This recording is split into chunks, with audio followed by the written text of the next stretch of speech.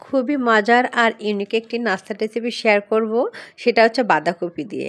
বাঁধাকপি তো অনেকভাবে খেয়েছেন, কিন্তু বাঁধাকপি দিয়ে পিৎজা বানিয়ে কি কখনো খেয়েছেন? এটা এতটাই লোভনীয় হয় যে আপনার বাচ্চারা কখন এটা শেষ করে ফেলবে আপনি নিজেই বুঝতে পারবেন না। আর আমি এর জন্য নিয়েছি কিছুটা বাঁধাকপি, আর বাঁধাকপিটা আমি এভাবে কুচিয়ে নিয়েছি। এভাবে কুচিয়ে নিয়ে তারপর সামান্য লবণ দিয়ে এভাবে হাতের সাহায্যে একটু মেখে নিব, চটকে নিব যেন বাঁধাকপি থেকে পানি বের হয়। পানিটা ফেলে দিয়েছি। এবার বাঁধাকপির সঙ্গে আমি একটা গাজর এভাবে গ্রেট করে দিব।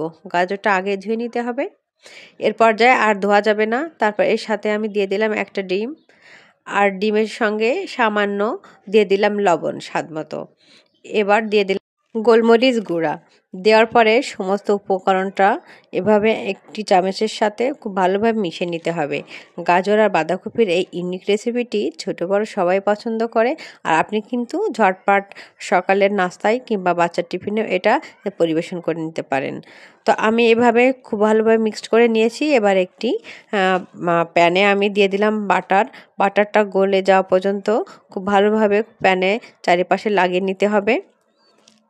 বাটারটা মিশে গেলে এবার যে বাঁধাকপি গাজরের মিশ্রণটা করে রেখেছিলাম সেটা আমি দিয়ে দিব। এক্ষেত্রে কিন্তু চুলার আঁচটা লো টু মিডিয়ামের একদমই মাঝামাঝি রাখতে হবে, হাইটে কিন্তু এটা করা যাবে না। ডিম দেওয়া এজন্য খুব ভালোভাবে সেট করে নিতে হবে। তারপর একটু ঢাকা দিয়ে রেখে দিলাম। 1 মিনিট পরে এটা সেট হয়ে গেছে, তখন এই পাশটা উল্টে দিতে হবে। নিচের থেকে এটা কুকড হয়ে গেছে, তাই এভাবে আলতো হাতে করে উল্টিয়ে নিতে হবে। কাজটা খুবই সহজ আর ঝটপট এত দারুণ হেলদি একটা রেসিপি তৈরি করা যায়। সবাই বাড়িতে একবার হলে তৈরি করে দেখবেন। এবার আমি টমেটো সস দিয়ে উপরটাই সমস্ত জায়গায় এভাবে মিশিয়ে নিলাম। টমেটো সসটা দিলে খুব ভালো স্বাদটা আসবে। খুব ভালোভাবে এভাবে মিশিয়ে নিতে হবে উপর থেকে আলতো হাতে। তারপর আমি এখান থেকে উপর থেকে দিয়ে দিলাম টমেটো কুচি।